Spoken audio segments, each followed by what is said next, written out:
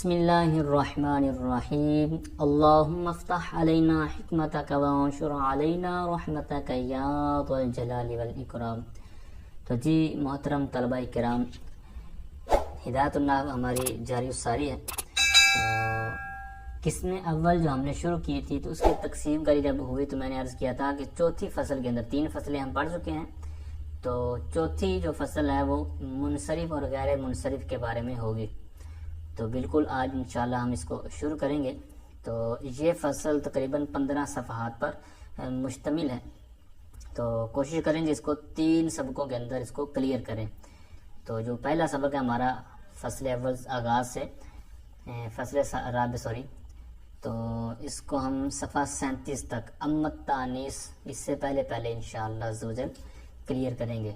تو اب یہ جو سبق ہے منصرف اور غیر منصرف کا، بہت ہی اہم سبق ہے۔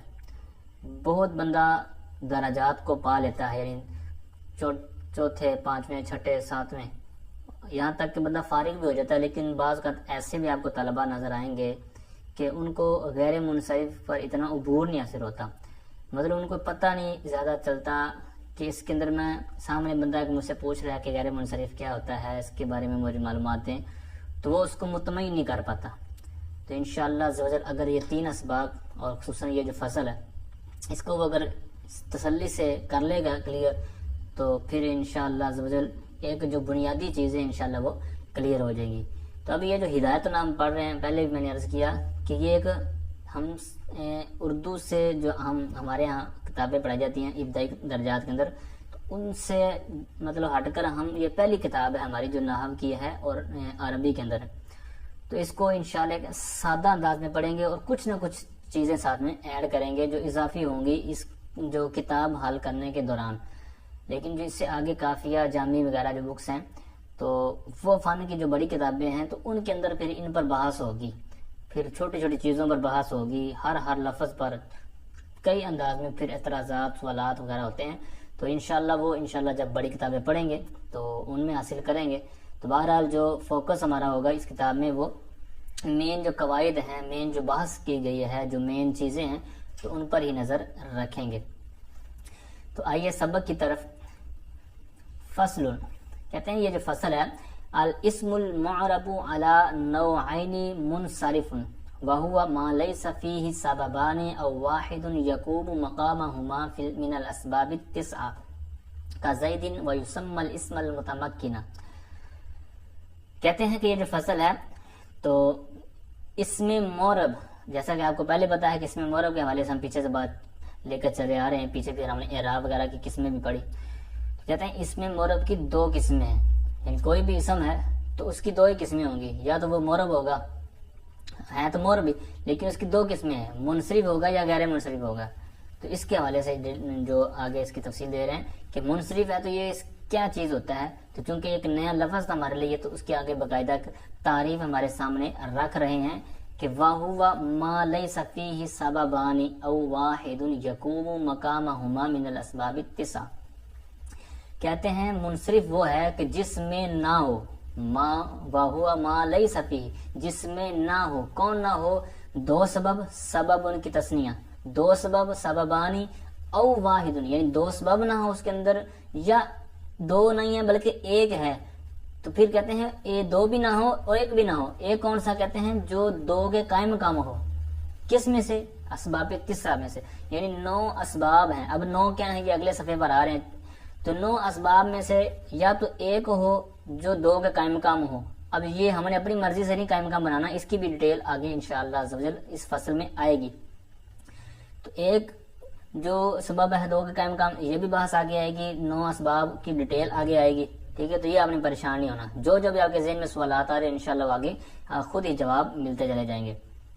تو بہرحال 2 سبب بھی نہ ہو جس میں، یا 1 سبب جو 2 کے قائم مقام ہو وہ بھی نہ ہو، تو پھر وہ منصرف ہے، ٹھیک ہے۔ جیسے مثال دے رہے ہیں زیدن کا زیدن، یعنی زید۔ اب اس کے اندر کوئی اسباب ان اسباب میں سے نہیں ہے، تو اب جب وہ پڑھیں گے تب انشاءاللہ کلیئر ہوں گے کہ اسباب کیا چیزیں ہیں۔ اب یہ 2 صورتیں تھیں، منصرف اور غیر منصرف۔ تو یہاں پر یہ سوال ہو سکتا ہے کہ منصرف کو یہاں پر مقدم کیوں کیا، مطلب 2 ہی قسمیں تھیں، منصرف اور غیر منصرف، تو اب غیر منصرف کو پہلے شروع کر دیتے ہیں. تو اس کا جواب انہوں نے دیا ہے کہ جو منصرف ہے تو اس کو مقدم اس لیے کیا کہ یہ اصل ہے اور اس کی کثرت ہوتی ہے، یعنی اس کے کثرت استعمال یا کثرت ہونے کی وجہ سے. دوسرا یہ کہ یہ اصل ہوتا ہے، منصرف اصل ہے، غیر منصرف تو بعد میں اس کے اندر شروط اور قیدیں اور جو یہ اسباب وغیرہ کو دیکھنے کی وجہ سے بعد میں قیدیں لگائی جاتی ہیں، تو اس وجہ سے وہ اس کے معاملات بنتے ہیں. تو لہٰذا اس کو مقدم کرنے کی وجہ بھی انہوں نے یہاں نیچے ذکر کیا. اب اس کو دوسرا نام دیا جاتا ہے جس طرح کہ آپ پہلے بھی پڑھ چکے ہیں، وَيُسَمَّ الْإِسْمَ الْمُتَمَكِّنَ، اس کو نام دیا جاتا ہے اسم متمکن کا، یعنی پھر یہ کیا کرتا ہے، یہ اعراب کو جگہ دیتا ہے، ٹھکانہ دیتا ہے.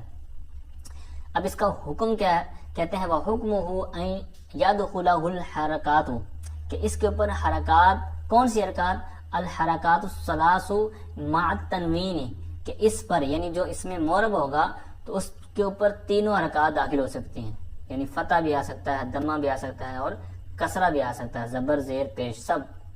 اور ساتھ میں ایک اور کیا لگا رہے ہیں، مع التنوین، یعنی دو پیش کے ساتھ بھی آ سکتا ہے، تنوین بھی آ سکتی ہے. مثال کے طور پر جس طرح زید لفظ تھا اس کے اوپر زیدن، زیدن، زیدن، جو بھی آپ پڑھنا چاہیں تنوین کے ساتھ پڑھ سکتے ہیں. تو یہ اس کا حکم ہے.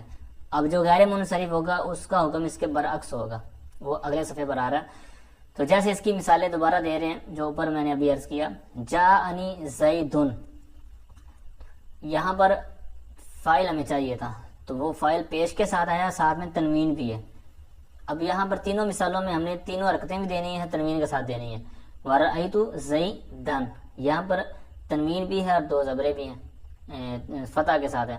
وَمَرَرْتُ بِزَيْدٍ، اور اس مثال میں بھی تنوین ہے اور ساتھ میں کسرہ بھی ہے. تو یعنی ہر طرح کی حرکت بھی آ سکتی ہے اور ساتھ میں تنوین بھی آ سکتی ہے. یہ ہے منصرف کا معاملہ. اور دوسری بات وغیر منصرف، دوسری جو قسم ہے اس میں معرب کی غیر منصرف، وَهُوَ مَا فِيهِ سَبَبَانِ أَوْ وَاحِدٌ مِّنْهَا يَقُومُ مَقَامَهُمَا. کہتے ہیں غیر منصرف کیا چیز ہے، کہتے ہیں وہ ہے، یعنی غیر منصرف وہ ہے جس میں دو سبب ہوں یا ایک سبب ہو مگر وہ دو کے قائم مقام ہو. واحد منہا، یعنی ان اسباب میں سے ایک ہے لیکن کیا ہے، یقوم مقامہما، وہ دو کے قائم مقام ہے. اب وہ اسباب جن کا بار بار ذکر آ رہا ہے لفظ میں تو وہ ہیں کون کون سے، کہتے ہیں والاسباب التسعۃ، وہ اسباب تسعہ یعنی 9 اسباب جن کا بھی ذکر ہوا ہے کہ ان 9 میں سے 2 ہوں یا ایک ہو، دو کے قائم مقام. وہ کون سے ہیں، کہتے ہیں ہی العدل والوصف والتانیث والمعرفۃ والعجمۃ والجمع والترکیب والالف والنون زائدتان ووزن الفعل. اب یہ جو سارے یہاں تک میں نے پڑھے ہیں یہ ٹوٹل 9 اسباب ہیں. تو ان کو آپ نے یوں انگلیوں کا آپ کو اشاروں پہ یاد ہونے چاہیے، عدل وصف تانیث تعریف و جمع جمع ترکیب. اب جو معرفہ ہے اس کو تعریف بھی پڑھ سکتے ہیں، عدل وصف تانیث تعریف اس طرح بھی پڑھ سکتے ہیں، اور اجمع جمع ترکیب الف نون زائدتان وزن فعل یہ سارے اسی طرح معروف ہیں. تو بہرحال معرفہ کو تعریف کے طور پر بھی بیان کیا جاتا ہے، بارہا سنیں گے بھی. تو عدل وصف تانیث تعریف اجمع جمع ترکیب الف نون زائدتان وزن فعل، تو یہ 9 ہیں. اب 2 سبب جن میں پائے جائیں، جس طرح اوپر پہلی لائن میں بات ہوئی، تو اب اس کے ساتھ آپ نے قید ذہن میں رکھنی ہے کہ وہ 2 سبب جو پائے جا رہے ہیں وہ معتبر بھی ہوں. یعنی ایسا نہیں ہے کہ وہ جو بھی آپ کو سباب نظر آ رہے ہیں، یعنی یہ جو 9 ہیں ان میں آپ جناب کھینچ تان کر بس کوئی وزن بنا لیں، یعنی سبب بنا لیں اور جناب آپ کہیں کہ جناب یہ تو غیر منصرف ہو گیا. جیسے انہوں نے مثالیں بھی نیچے دی ہوئی ہیں. مثال کے طور پر ان 9 اسباب میں تھا تانیث، تو اب مسلمتن، اب آپ کہیں کہ جناب اس میں تو تائے تانیث آ گئی لہٰذا یہ غیر منصرف ایک سبب ہمیں نظر آ گیا. اس طرح نہیں ہے، بلکہ اس کی جب ڈیٹیل آگے آ رہی ہے ہر وزن جو سبب کے تحت، تو وہاں پر آپ کو مزید کلیئر ہو جائے گا. دوبارہ اتنا آپ نے یاد رکھنا ہے کہ یہاں 2 سبب سے کیا مراد ہے، معتبر، جو معتبر ہو، جن کا اعتبار کیا گیا ہو، تو وہاں یہاں پر وہ مراد ہوں گے اسباب سے مراد. اچھا، پھر یہاں پر جو انہوں نے ذکر کیا کہ 9 اسباب ہیں، تو یہ معروف اور مشہور یہی ہے اور 12 کتابوں کے اندر آپ کو یہی ملے گا. لیکن چونکہ فن کی کتاب ہے تو اس کے اندر جو ماہرین ہیں تو ان کے پھر مختلف رائے بھی ہیں. تو یہاں پر انہوں نے نیچے کچھ ذکر کیے ہیں. بعض کے نزدیک مطلب انہوں نے الف مقصورہ جو ہے تائے تانیث جو ہے اس کے مشابہ کو بھی ایک لے کر انہوں نے ایک اور بنا دیا، تو انہوں نے 10 کر دیے. بعض نے پھر اس کے اوپر ایک اور اضافہ کیا تو اس میں انہوں نے 11 بنا دیے. بعض نے پھر 13 کا بھی ذکر کیا گیا نیچے نا، نیچے انہوں نے 13 کا بھی ذکر کیا ہے، انہوں نے لزوم تنیز، تکرار جمع، یہ سب شامل کر کے یہ جمع کر دیے. اب آگے اس کا حکم بیان کر رہے ہیں غیر منصرف کا. غیر منصرف کی تعریف کی تو آگے حکم ہی ذکر کرنا تھا، لیکن درمیان میں جو اسباب تھے تو انہوں نے پھر اب اس کو ذکر کر دیا. تو حکم اس کا کیا کہتے ہیں؟ وَحُكْمُهُ أَلَّا يَدْخُلَهُ الْكَسْرَةُ وَالتَّنْوِينُ وَيَكُونُ فِي مَوْضِعِ الْجَرِّ مَفْتُوحًا أَبَدًا. کہتے ہیں اس کا حکم یہ ہے کہ داخل نہیں ہوتا. لا آ گیا، پیچھے والا جو حکم تھا اس میں لا نہیں تھا، تو کہتے ہیں اس پر کسرہ اور تنوین داخل نہیں ہوتا. تو پھر کسرہ اور تنوین داخل نہیں ہوتا، ایک تو یہ ہے کہ وجہ کیا ہے. تو اس کی وجہ میں نے جو اعراب کی قسمیں ہم نے 9 پڑھی تھی اس کے تحت بھی ذکر کیا تھا کہ یہ چونکہ فعل کے مشابہ ہوتا ہے، یعنی جو غیر منصرف ہے تو فعل پر چونکہ کسرہ اور تنوین آپ کہیں پہ نہیں دیکھیں. مثال کے طور پر دارابا ماضی گردان ہے، دارابا دارابا دارابو یہ سارے آخر تک، دربنا تک، تو ہمیں کسی صیغے پر بھی نہ تنوین نظر آئی ہے نہ کسرہ نظر آئے گا. ٹھیک ہے، علامات کی بات نہیں کر رہا، جس طرح دربتی وہ الگ ہے.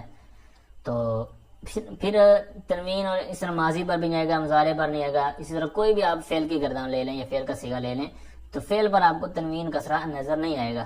تو یہ چونکہ فعل کے مشابہ ہوتا ہے تو اس وجہ سے اس کے اندر وہی حکم گویا کہ جاری کر دیا گیا. تو پھر اب یہاں پر ہم نے کرنا کیا ہے؟ مطلب اگر ایسا کوئی صیغہ سامنے نظر آتا ہے کہ جہاں پر ہمیں کسرہ دینا ہی پڑنا ہے تو پھر وہاں پر کیا کریں گے؟ اس کا جواب ہمیں پہلے بھی دے دیا گیا، یہاں پر بھی دے رہے ہیں. کہتے ہیں وَيَكُونُ فِي مَوْضِعِ الْجَرِّ مَفْتُوحًا أَبَدًا. تو پھر کہتے ہیں کہ جر کی جگہ پر، موضع الجر، جر کے مقام پر، جر کی جگہ پر پھر کیا ہوگا؟ کہتے ہیں ابداً، ہمیشہ ہمیشہ فتح ہوگا. مثالیں نیچے دے رہے ہیں، کہتے ہیں جیسا کہ تو کہے گا جاءنی احمد. اب یہاں پر احمد دون ہونا چاہیے تھا کیونکہ اسم ہے تو اسم پر تنوین ہوتی ہے، لیکن چونکہ یہ غیر منصرف ہے، اسم کی 2 قسموں میں سے منصرف اور غیر منصرف، تو یہ غیر منصرف ہے، اس کے اندر اسباب پائے جا رہے ہیں. اسباب انشاءاللہ ڈیٹیل جب ہم پڑھیں گے تو ہمیں پھر اس پر مہارت ہو جائے گی کہ یہاں پر کون کون سے 2 اسباب تھے. تو بہرحال اتنا یاد رکھیں کہ یہ غیر منصرف ہے، تو اس وجہ سے دمہ تو آ سکتا ہے لیکن ایک پیش کے ساتھ آئے گا، تنوین نہیں آئے گی. وَرَأَيْتُ أَحْمَدَ، یہاں پر بھی چونکہ فتح آ سکتا ہے کیونکہ بات صرف ہوئی ہے کسرہ کی اور تنوین کی، تو تنوین تو ہم ان دونوں پر نہیں دے رہے، تو فتح دمہ اور فتح تو دے سکتے ہیں. لہٰذا رأیت فعل فاعل آگے مفعول. آگے جو عبارت ہے اس کے اوپر تھوڑا سا مسئلہ بنتا ہے بندے کو، بعض کا جو اعراب میں غلطی کرتے ہیں پڑھنے لکھنے میں. مررت بأحمد، تو اب یہاں پر با جار جو ہے اس کی وجہ سے ہمیں مجرور چاہیے، تو یہاں پر ہونا چاہیے تھا احمدین، یعنی تنوین کے ساتھ اور ساتھ میں کسرہ بھی، کیونکہ با کی وجہ سے آگے مجرور ہونا چاہیے. لیکن چونکہ یہ غیر منصرف ہے تو اس وجہ سے ہمیں پھر اس کا حکم جو ہے وہ بھی ذہن میں رکھنا پڑے گا. حکم کیا تھا کہ کسرہ بھی داخل نہ ہو، تنوین بھی داخل نہ ہو. تو اب پھر اس کی جگہ پر ہم کیا کریں گے؟ آگے جو ہمیں بیان کیا گیا کہ اگر کسرہ کسی جگہ پر آنا ہے، غیر منصرف ہے، تو اس کی جگہ پھر ہمیں فتح دینا ہے جو کہ کسرہ کے گویا کے قائم کم ہوگی. تو یہاں پر بھی احمدن ہو گیا. ٹھیک ہے، کسرہ کو ہم نے فتح کی صورت میں چینج کیا، ایک ہم نے چینج کر دیا یعنی کسرہ سے فتح کی طرف اعراب. پھر اب دوسرا جو حکم تھا کہ تنوین بھی نہ آئے تو پھر ہم نے تنوین بھی ختم کر دی، تو پھر کیا رہ گیا؟ مررت بأحمد. ٹھیک ہے، تو یہ آپ نے زیادہ توجہ رکھنی ہے کہ حالت جری والی جو غلطی ہوتی ہے کہ حالت جری میں بندہ بعض اوقات مسٹیک کر جاتا ہے. اچھا، یہ تھا حکم اس کا غیر منصرف کا. اس کے اوپر پھر اعتراض ہوگا جس جو حاشیے میں پچھلے صفحے پر انہوں نے ذکر کیا، چوتھے حاشیے میں، کہ آپ نے کہا ہے کہ کسرہ تنوین داخل نہیں ہوتی غیر منصرف پر. ہم آپ کو مثالیں دکھاتے ہیں کہ جن کے اندر وہ غیر منصرف ہے، آپ بھی مانتے ہیں، ہر بندہ مانتا ہے، لیکن اس کے اندر آپ کا حکم نہیں پایا جا رہا. حکم کیا ہے؟ مطلب تنوین اور کسرہ نہ ہو، لیکن وہاں پر اس طرح کی چیزیں پائی جا رہی ہیں. یہ مشہور حضرت فاطمہ الزہرا رضی اللہ تعالی عنہا کا شعر ہے کہ جب سرکار دو عالم صلی اللہ تعالی علیہ وآلہ وسلم اس دنیا سے پردہ فرمانے لگے یا فرما گئے، اس وقت جو آپ نے شعر فرمائے تھے. ٹھیک ہے، تو پہلے یہ 2 اشعار جو ہیں، تو ان میں جو ہمارا مقصود ہے وہ صبت علیہ مصائبن، یہ ہے.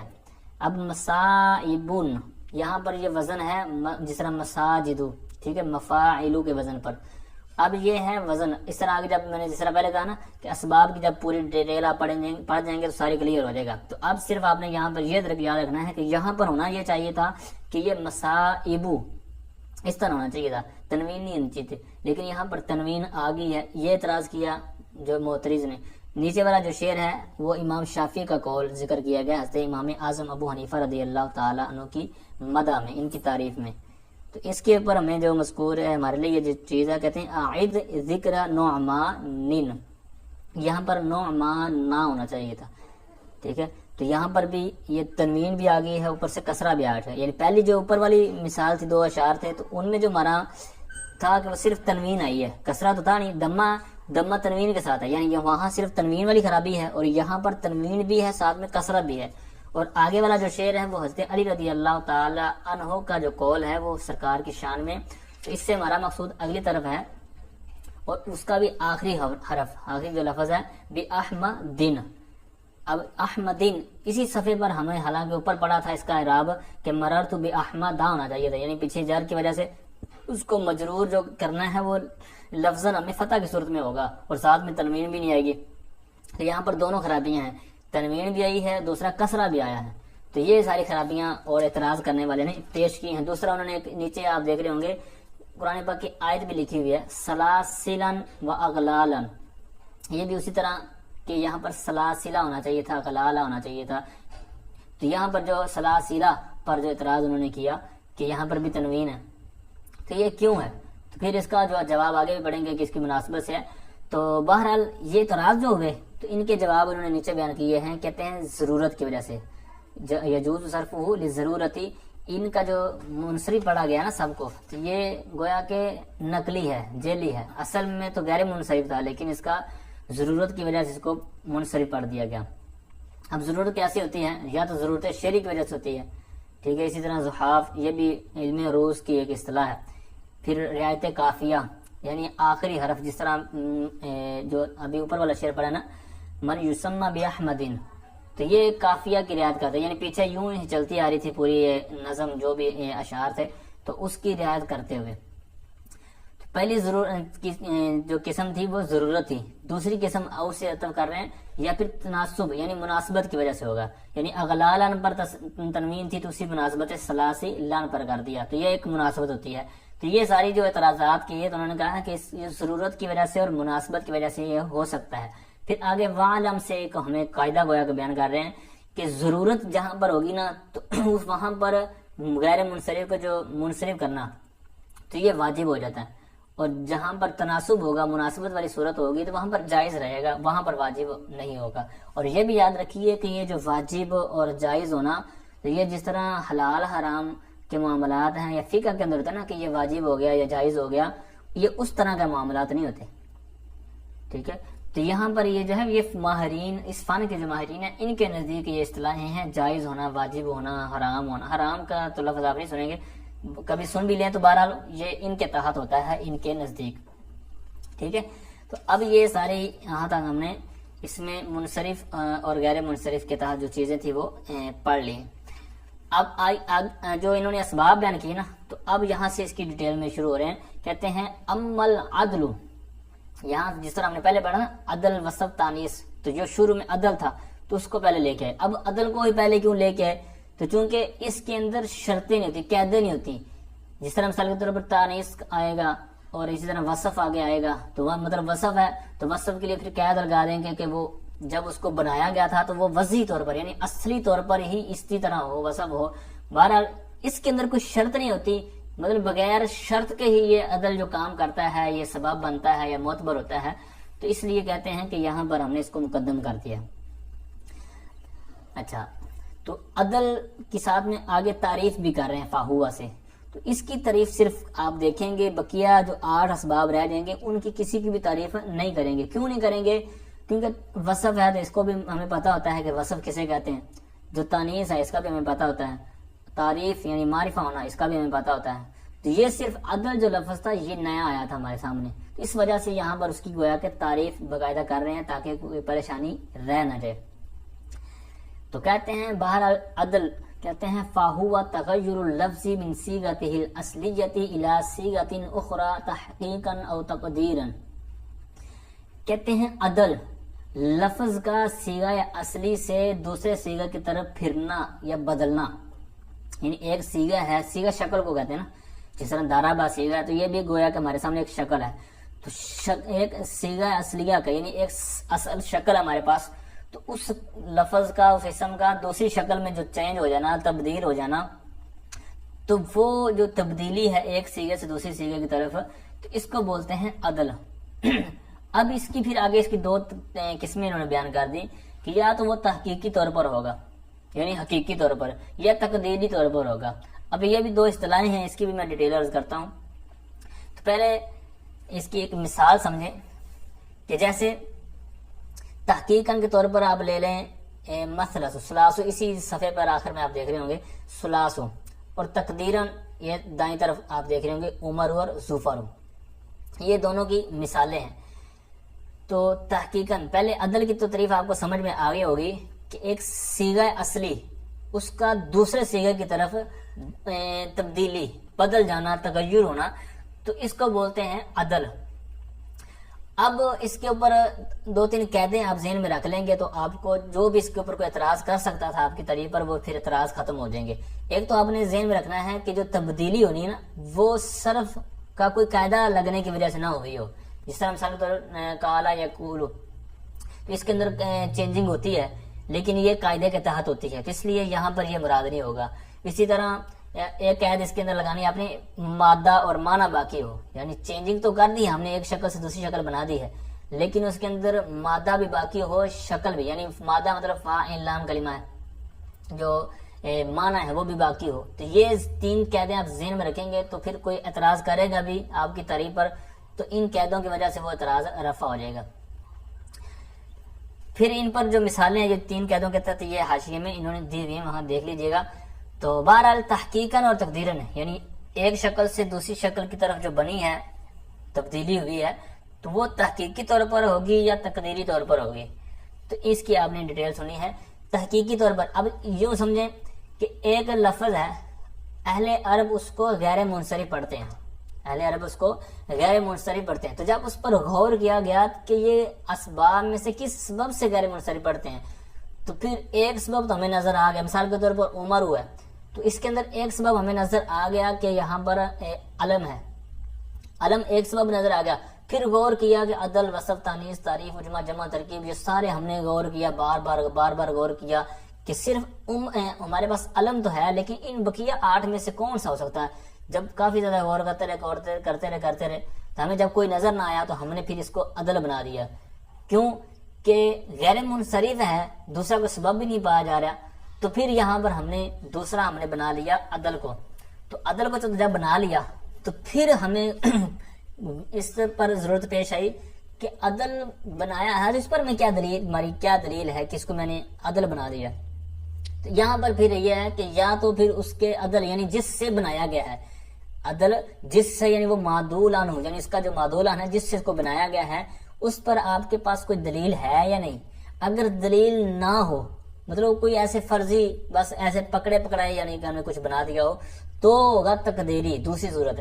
اگر ہمارے پاس کوئی دلیل ہے، کوئی پروف ہے، تو پھر ہمارے پاس وہ تحقیقی ہوگا، یعنی تحقیق کر کے ہم نے اس کو بنایا عدل کو، تو وہ تحقیق کے تحت آ جائے گا تحقیقی، اور اگر تحقیق نہیں ہے تو پھر تقدیری۔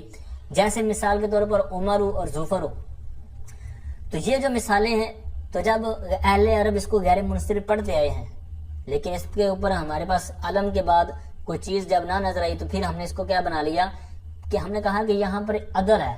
پھر عدل ہے تو کون سا بھائی، اس پر دلیل ہے یا نہیں ہے؟ پھر ہم نے کہا کہ دلیل نہیں ہے، چلو یوں کرتے ہیں کہ انہوں نے عمر کو عامرون سے بنایا ہوگا یا زفر کو ظافرون سے بنایا ہوگا، تو ہم نے بس یہ جو فرض کر لیا نا، تو اس کو بولتے ہیں تقدیری، کیونکہ تحقیق تو ہمارے پاس تھی نہیں، بس اس کو ایک مقدر کیا ہم نے، تو یہ اسی وجہ سے اس کو تقدیری کا نام دیا ہے۔ اور آگے والی جو ہے اس کے اوپر ہمارے پاس تحقیق ہے، یعنی ہمارے پاس پروف ہے، دلیل ہے، تو ان دلائل کی وجہ سے کہتے ہیں کہ وہ تحقیقی ہے۔ جیسے وصف ہے، یہ ثلاث، تو اس کے اندر ہمارے پاس کیا اس کے اوپر دلیل ہے؟ تو ایک تو ہمارے پاس یہ تھا نا کہ وصف ہے، عدل، وصف، تانیث، یہ سب میں سے ایک تو مل گیا نا کہ وصف، پچھلوں میں تھا کہ علم ہو، اور دوسرا ہم نے بنایا تھا عدل، پھر عدل کی تقدیری صورت، ٹھیک ہے، وہ اضافی چیز ساتھ میں ایڈ کی۔ اب یہ جو ہے ثلاث، یہ ہے وصف۔ اب وصف تو ہے، تو دوسرا کیونکہ اس کو غیر منصرف اہل عرب پڑھتے ہیں، تو اب غیر منصرف پڑھتے ہیں، ہمارے پاس صرف وصف ہے، پھر ہم نے ایک جب غور کافی کیا تو پھر ہمیں ملا کہ یہاں پر عدل ہے، تو دو ہو گئے، تو دو تو ہو گئے غیر منصرف تو ٹھیک بن گیا، لیکن اس پر دلیل کیا ہے ہمارے پاس کہ یہ عدل ہے؟ تو کہتے ہیں اس پر ہمارے پاس دلیل ہے، یہ تحقیقی ہے، اس پر دلیل ہے۔ دلیل کیا ہے کہ اس پر ہم نے اس کے معنی پر ہم نے غور کیا، ثلاث اسی طرح مثلث لفظ ہے، تو اس کے جب ہم معنی پر غور کیا تو وہ اس کا معنی بنتا ہے تین تین۔ اس کا معنی کیا ہے؟ تین تین، یعنی ڈبل معنی ہے، تین تین، چار چار، اسی طرح آگے بھی سیکھے آئیں گے۔ تو پھر اس پر ہم نے کہا کہ جو معنی ہوتا ہے یہ لفظ کے معنی کا تکرار ہے تو وہ لفظ کے تکرار پر گویا کہ دلالت کر رہا ہے، یعنی ایک لفظ ہے تین تین، چار چار، دو دو، تو گویا کہ یہ معنی اس کا ہے دو دو، تین تین، چار چار، تو گویا کہ یہ لفظ بھی دو دو، تین تین، چار چار مطلب ڈبل ہوگا۔ تو اب اس کے معنی کی وجہ سے ہم نے لفظ کے تکرار پر یہ ایک گویا کہ ہمارے پاس دلیل بن گئی کہ اس کے معنی دو ہیں، مطلب ثلاث کا مطلب ہے تین تین، رباع تیسری طرح، اس کے ہم نے اسی وجہ سے ہم نے کہا کہ یہ تکرار پر دلالت کر رہا ہے، تو لہٰذا اس کا جو لفظ ہے وہ بھی دو، تو یہاں پر ہو گیا ثلاث کا مطلب ثلاثتن، تو اس سے کہتے ہیں کہ ہمارے پاس یہ دلیل ہونے کی وجہ سے ہم نے کہا کہ یہ تحقیقی طور پر ہوگا، یعنی عدل ہے، تحقیقی طور پر ہے۔ اس وجہ سے یہ اس کی دو جو تقسیمیں انہوں نے کی ہیں، تو یہ یعنی یہ آپ نے یاد رکھنا ہے کہ جو عدل ہے تو وہ کس سے نکلا ہے، معدول عنہ کیا ہے، اس پر دلیل ہے یا نہیں ہے، نہیں ہے یعنی فرضی طور پر بنائی ہے، تو وہ پیچھے والی دو مثالیں یعنی عمر اور ظفر، اور دوسرا جو ہے اگر آپ کے پاس معدول عنہ پر دلیل ہے، یعنی ایک تو یہ کہ غیر منصرف پڑھتے ہیں اہل عرب، دوسرا یہ کہ آپ کے پاس پر دلیل بھی ہے کہ وہ کیسے کیسے آگے ڈیٹیل اس کی، تو پھر جس طرح میں نے ثلاث کے تحت ذکر کیا تو یہ آپ نے ذہن میں رکھنا ہے۔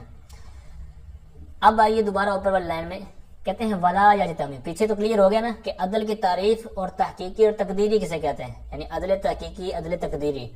اب آپ نے آگے بنانا ہے آگے والی بات، کہتے ہیں ولا یجتمع مع وزن الفعل اصلا، کہتے ہیں یہ جو عدل ہے یہ وزن فعل کے ساتھ بالکل، اصلا مطلب اس کا ہے بالکل، یعنی یہ وزن فعل کے ساتھ بالکل بھی جمع نہیں ہوتا، اور جمع ہوتا کس کے ساتھ ہے، کہتے ہیں وَيَجْتَمِعُ مَعَ الْعَلَمِيَّةِ كَعُمَرَ وَظُفَرَ، اور یہ جمع ہوتا ہے، جو عدل ہے یہ جمع ہوتا ہے کس کے ساتھ، مع العلمیتی، علم یعنی کوئی نام ہو، علم ہو، اس کے ساتھ یہ جمع آ جاتا ہے، یعنی ایسا ہو سکتا ہے کہ ایک چیز علم بھی ہو اور عدل بھی ہو، لیکن ایک چیز عدل ہو تو وہ وزن فعل نہیں ہو سکتی، ٹھیک ہے، کیوں نہیں ہو سکتی یہ میں عرض کرتا ہوں۔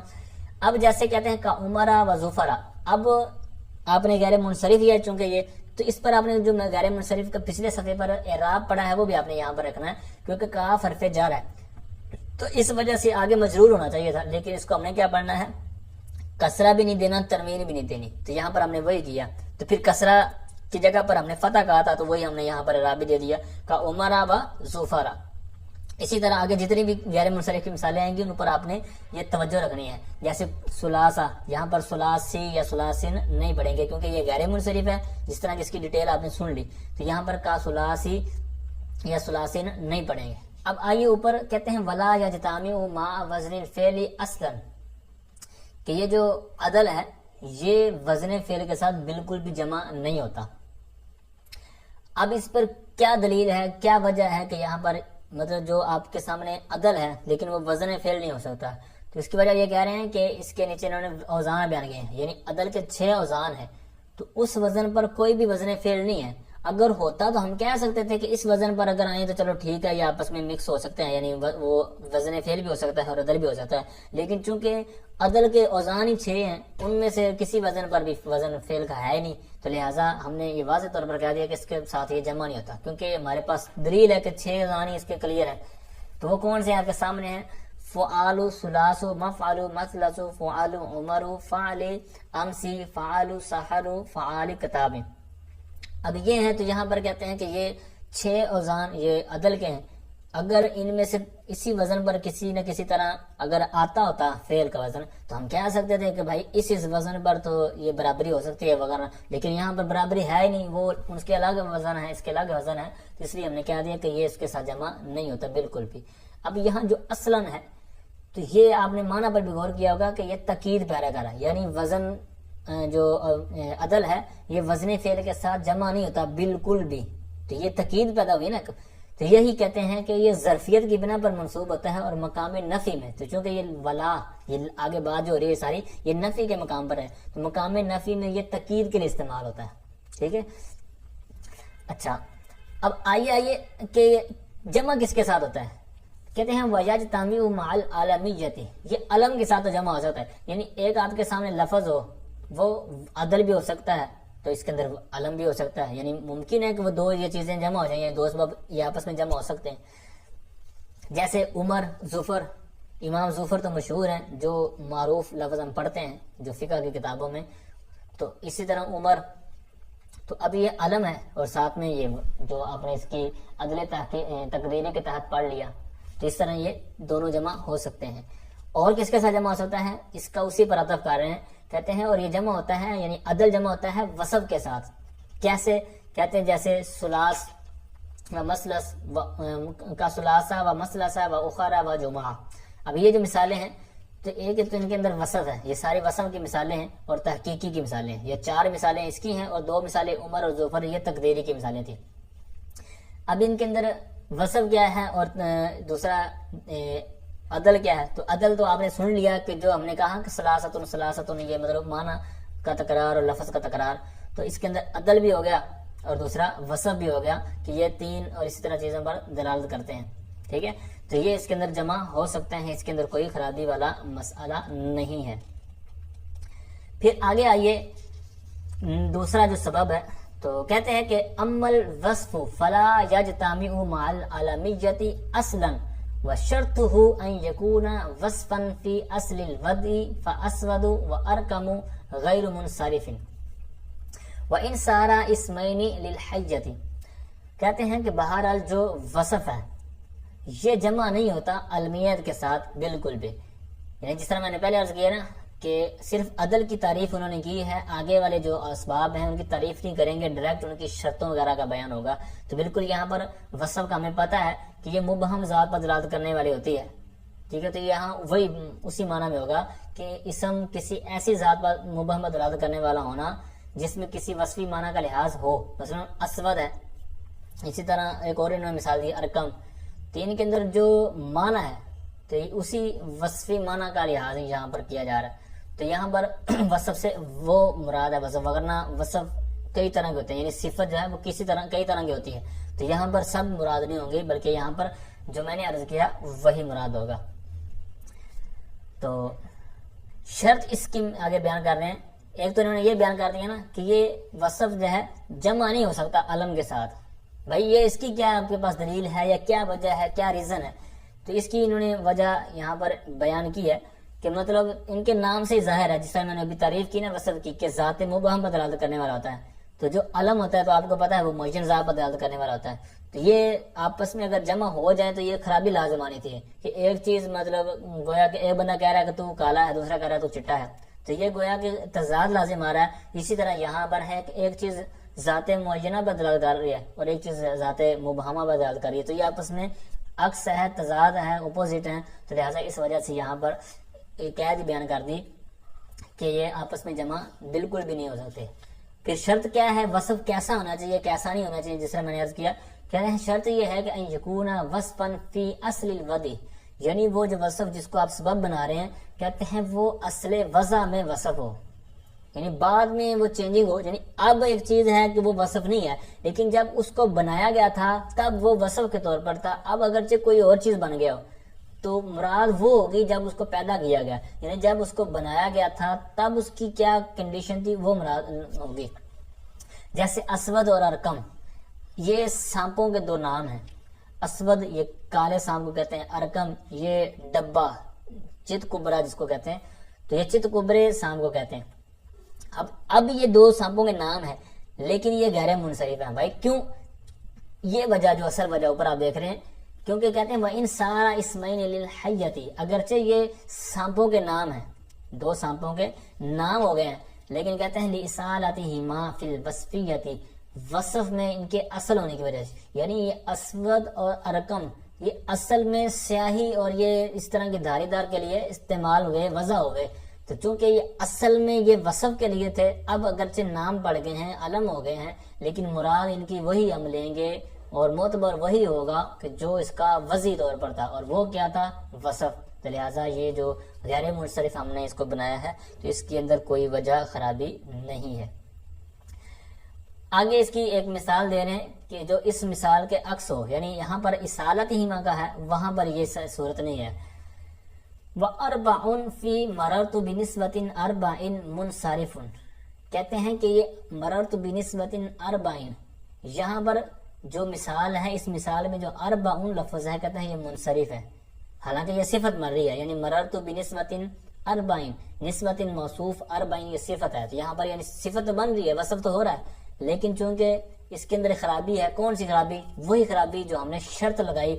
کہ کون سی شرط؟ کہ اس کا جو وصف ہونا ہے وہ اصل میں ہو، وضعی طور پر. ٹھیک ہے، تو یہاں پر وہ نہیں ہے. حالانکہ کہتے ہیں مع انہ صفت، کہتے ہیں باوجود یہ کہ صفت ہے، یعنی اربعین یہاں پر صفت بن رہی ہے، یہ وصف ہے، لیکن کہتے ہیں کہ یہ نہیں ہے. تو ساتھ میں دوسری اس کے دو سبب پایا جائے. ایک تو صفت جو میں نے عرض کیا ہے، ساتھ میں یہ وزن فعل بھی ہے، لیکن چونکہ ہماری جو قید تھی، ہماری جو شرط تھی کہ وصف اصالت میں ہو، وہ یہاں پر نہیں ہے. کہتے ہیں لِعَدَمِ الْإِصَالَةِ فِي الْوَصْفِيَّةِ، وصف کے اندر جو اصل پن تھا، اصلی ہونا تھا، وہ یہاں پر نہیں پایا جا رہی. تو اس کے عدم کی وجہ سے کہتے ہیں کہ یہ جو صفت اور وزن فعل اگرچہ دو چیزیں پائی جا رہی ہیں، لیکن جو ہماری قید تھی اس کے نہ ہونے کی وجہ سے گویا کہ اس کے اندر صرف ایک ہی سبب ہے وزن فعل، دوسرا نہیں ہے.